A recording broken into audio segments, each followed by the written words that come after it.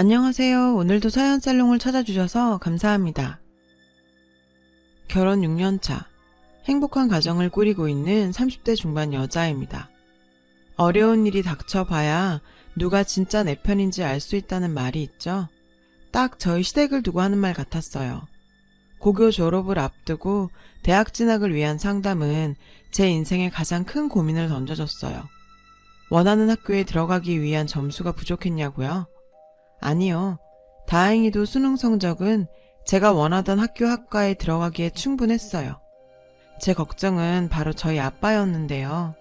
저희 부모님께서는 제가 아주 어릴 때 이혼하셨고 아빠는 저를 홀로 키우셨어요. 사실 제가 워낙 어릴 때 이혼하셔서 엄마에 대한 기억은 전혀 없었고 늘 제 인생은 아빠와 함께 했는데요. 아빠는 엄마의 부재를 미안해 하셨죠. 하지만 저는 아빠의 존재만으로도 전혀 부족함을 느끼지 않고 학창시절을 보내게 되었어요. 집안 사정이 넉넉하지도 않았지만 행복했어요. 싱글파파로 저에게 평생 헌신한 그런 아빠를 두고 서울로 대학을 간다는 게 내키지 않아서 전액 장학금을 받을 수 있는 지역의 대학을 생각하고 있었습니다. 아빠는 뜬금없이 저한테 밥 먹으러 가자며 고급 갈비집으로 데리고 갔어요.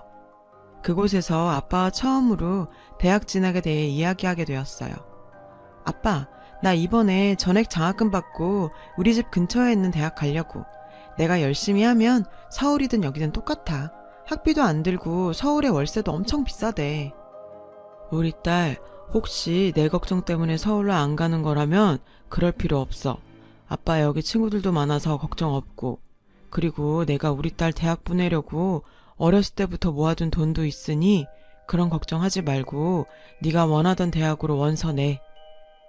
아빠는 학비와 생활비로 쓰라며 통장 하나를 내미셨고 제 손을 꼭 잡고 이야기하셨어요. 아빠는 우리 딸이 아빠 때문에 원하는 거 못하면서 사는 거 싫어. 우리 딸은 똑똑해서 뭘 해도 잘할 거야. 알았지? 아빠의 진심 어린 말에 아빠 품에 안겨 어린 애처럼 펑펑 울었네요.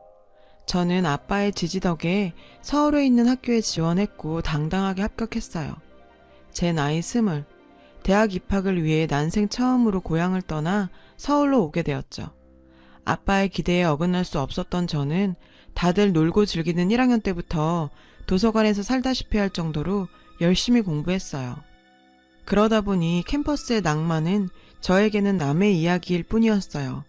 서울 생활이 2년이나 지났지만 저는 과에서도 거의 아웃사이더였던 터라 주말에 연락할 사람 하나 없었어요. 3학년이 되어서야 이렇게 대학생활을 보낼 수는 없다 생각이 들더라고요. 그래서 동아리 활동이라도 시작해야겠다 싶었어요. 사실 3학년을 환영해주는 동아리는 없었어요. 포기하려는 차에 게시판에 걸린 공지를 보게 됐죠. 밴드부 키보드 구함. 어릴 때부터 10년 이상 피아노를 쳤던 저에게 딱 맞는 동아리였습니다. 그리고 운명처럼 가입하게 된 그곳에서 미래의 제 남편이 될 남자를 만나게 되었어요. 밴드부 리더이자 보컬이었던 그는 정말 신비한 사람이었어요. 노래할 때 제외하면 말하는 걸 들어본 적이 드물 정도로 과묵한 사람이었어요. 게다가 뭔가 모를 그늘이 있는 사람처럼 보였는데요. 동아리 가입 후에 저도 뭔가 대학의 일원이 된 것 같은 느낌이 좋아서 동아리 활동에 열심히 참여했어요. 그와 함께 공연 준비하면서 말이 없는 그와도 조금은 친하게 되었지만 그런 시간도 길지만은 않았어요. 졸업반이었던 그는 마지막 공연을 마친 후에 취업을 위해 더 이상 동아리 활동에 참여하지 않았어요. 그리고 얼마 지나지 않아 졸업하게 되었습니다. 그리고 그렇게 끊겼던 저희의 인연은 제가 졸업 후 제약회사에 취업하면서 운명처럼 다시 이어지게 되었어요. 원하던 회사에 입사했지만 현실은 훨씬 냉담했어요. 손대는 것마다 실수투성이에 동료들에게 피해만 주고 내가 겨우 이 정도밖에 안 되나 싶어 좌절하고 있는 저에게 누군가 말을 걸어왔어요. 너 수진이 아니야? 제 이름을 부르며 다가오는 한 남자. 아무리 봐도 누군지 모르겠더라고요. 나야 나 김용석. 카이로스 동아리. 벌써 나 까먹은 거야? 순간 김영석이라는 이름이 머릿속을 스치면서 그가 형석 선배라는 걸 알게 되었어요. 긴 장발에 늘 자유분방한 패션을 하고 다니던 그가 단정한 짧은 머리에 와이셔츠 입은 회사원의 모습을 하고 있으니까 제가 못 알아보는 것도 어찌 보면 당연한 일이었어요. 괜찮아, 괜찮아. 못 알아볼 수도 있지. 나 많이 달라졌지? 먹고 살려다 보니 나도 변하더라. 완전히 달라진 외모와 함께 말없이 시크했던 성격도 많이 바뀐 것 같았어요. 그런 그의 모습이 뭔가 짠하기도 했지만 말수가 없어 더 알 수 없는 사람이라 벽이 있던 관계에서 조금은 더 친근하게 느껴지더라고요. 그리고 그는 저에게 정말 놀라운 사실 하나를 알려줬어요. 그가 저희 과 선배였고 제가 동아리에 들어가기 전부터 저를 알고 있었다고 했어요. 참, 얼마나 과 생활을 안 했으면 자기 동아리장이 과 선배인 것도 모르고 있었냐며 웃었는데 학교 선후배로 시작한 인연이 회사로까지 이어지게 되면서 좀 더 가까운 사이가 되었죠. 회사 끝나고 개인적으로 밥도 먹고 술도 마시면서 정을 쌓은 저희는 연인관계로 발전하게 되었어요.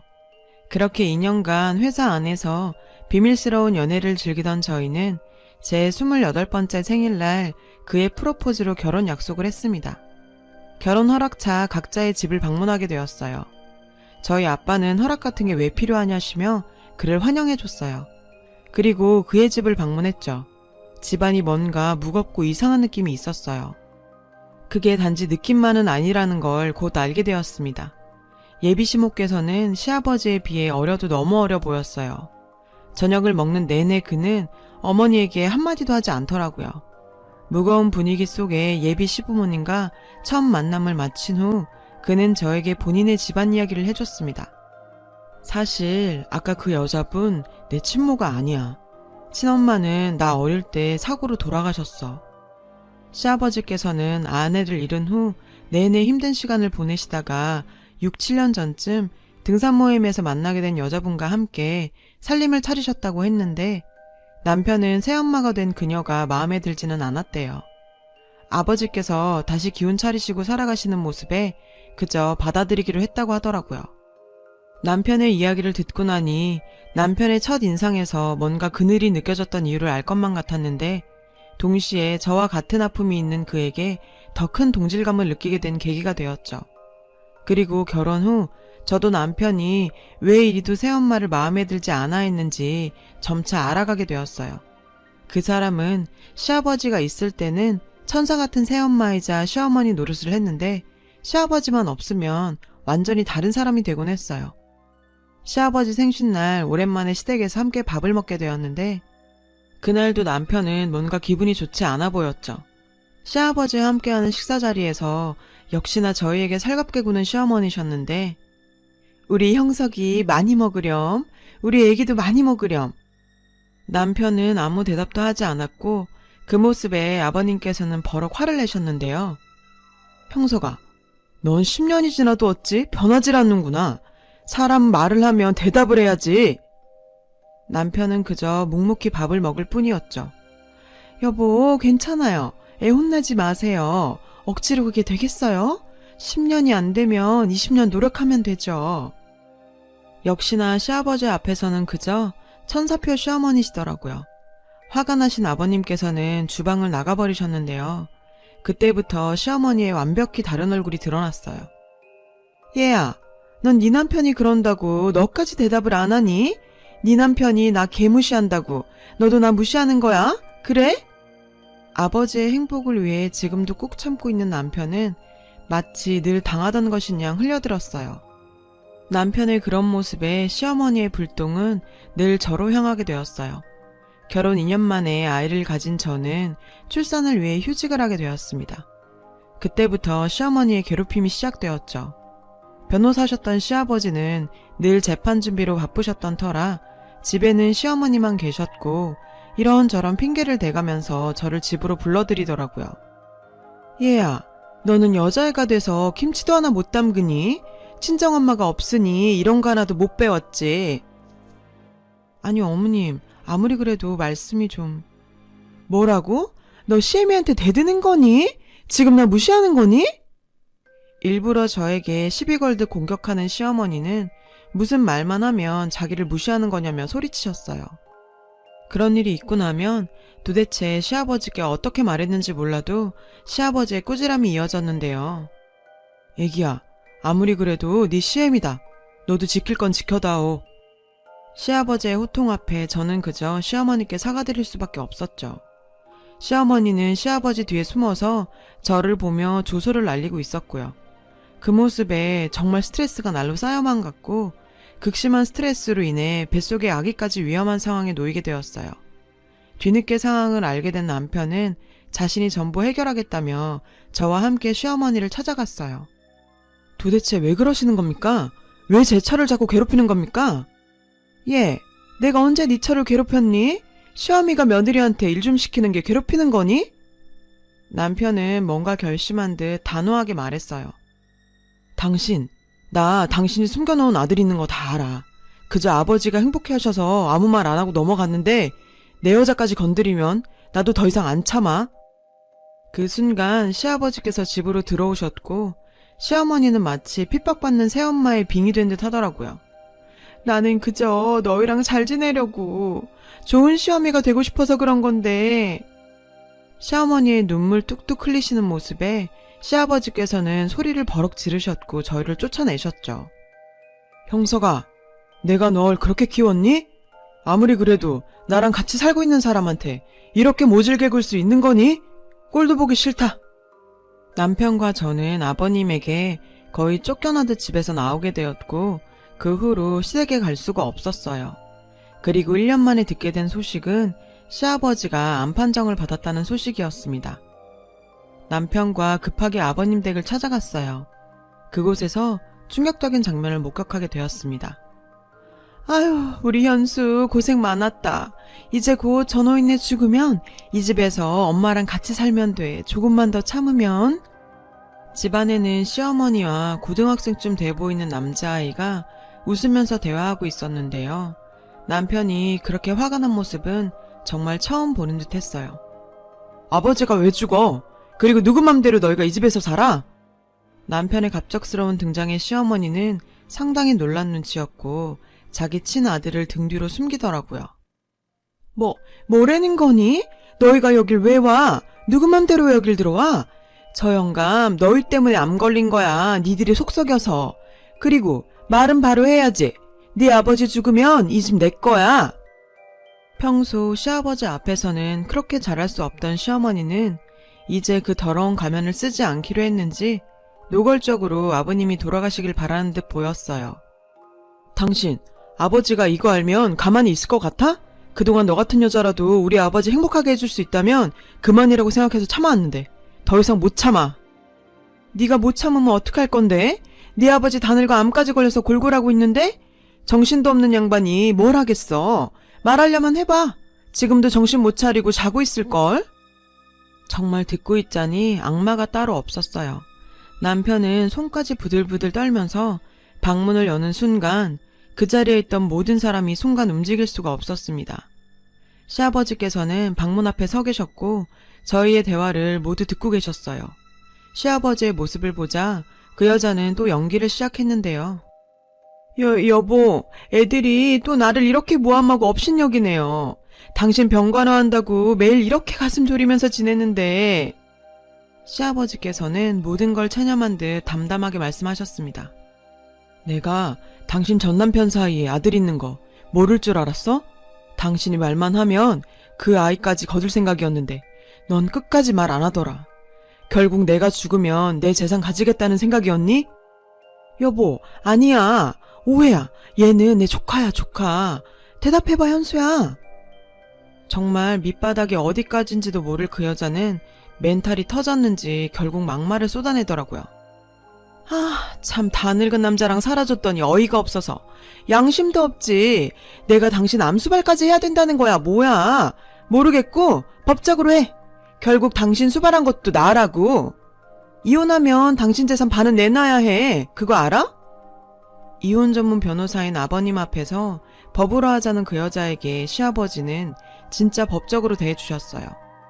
당신이 나랑 혼인신고를 했던가? 당신 나랑 법적으로 남남이야. 그리고 병수발을 했다고? 잠이나 자라고 약에 수면제 타준 게 병수발이니? 내 재산 당신한테 100원도 못 줘. 소송 걸려면 걸어봐. 그리고는 시아버지께서는 저희에게 사과하셨어요. 형서가, 애기야, 내가 미안하다. 모두 내 잘못이다. 내가 너희를 오해했구나. 그렇게 속 깊은 너를 두고 면목이 없다. 그 여자는 아버지께 약이라고 속이고 수면제와 계속 같이 먹였고 그 때문에 계속 잠만 주무셨던 건데요. 자신이 더욱 정신이 흐릿해지니 이상해서 결국 수면제를 알아내게 되신 거예요. 남편은 이러한 사실을 알게 되니 그 여자를 더욱 용서할 수 없었겠죠. 시아버지께 위험한 수면제를 계속 먹인 그 여자를 고소하게 되었어요. 참 법이란 게 저희 마음 같지가 않더라고요. 아프신 아버지께 수면제인 걸 알면서도 과도하게 먹인 그 여자에게 감방행이 아닌 겨우 벌금형이 떨어지게 되었어요. 웃기죠? 그래도 시아버지가 피땀 흘려 모으신 재산을 그런 악마 같은 여자한테 한 푼도 쥐어주지 않았다는 건 그나마 정말 다행이었습니다. 시아버지께서는 암 진단을 받고 한참을 집에서 방치했던 터라 서둘러 치료를 시작했고 다행히 상태가 좋아서 수술하시고 현재는 회복치료 진행 중이에요. 그 와중에 저희 친정아빠가 정말 뜻밖의 제안을 해줬어요. 둘 다 혼자 늙어가는 처지에 사돈 공기 좋은 곳으로 모셔서 요양하면서 같이 살아도 좋을 것 같다며 고향에 있는 집을 처분하고 올라오셨거든요.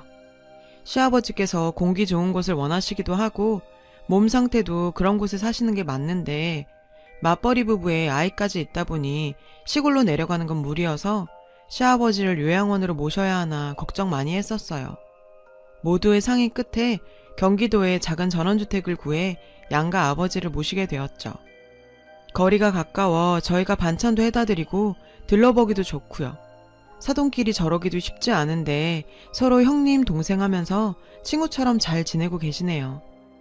엄청난 일을 겪은 만큼 아버님도 남편도 우리 가족 더 행복했으면 좋겠습니다. 여러분, 사연 댓글에 응원과 현명한 조언 부탁드려요. 좋아요와 구독은 저에게 큰 힘이 됩니다. 오늘도 좋은 일 가득하세요.